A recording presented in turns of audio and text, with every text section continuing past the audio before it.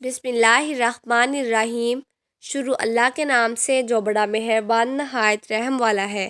السلام علیکم ورحمۃ اللہ وبرکاتہ۔ رمضان کیسے گزاریں؟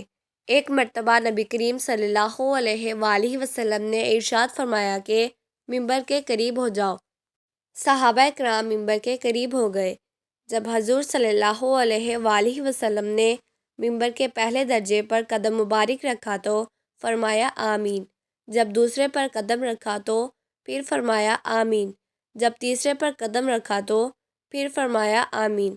جب آپ صلی اللہ علیہ وآلہ وسلم خطبے سے فارغ ہو کر نیچے اترے تو صحابہ کرام نے عرض کیا کہ ہم نے آج آپ صلی اللہ علیہ وآلہ وسلم سے ممبر پر چڑھتے ہوئے ایسی بات سنی جو پہلے کبھی نہیں سنی تھی۔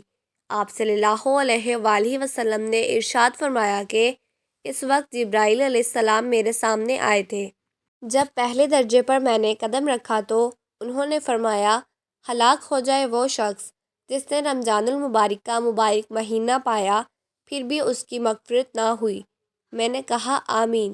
پھر جب میں دوسرے درجے پر چڑھا تو انہوں نے کہا ہلاک ہو جائے وہ شخص جو آپ صلی اللہ علیہ وآلہ وسلم کا ذکر مبارک ہو اور وہ درود نہ بھیجے۔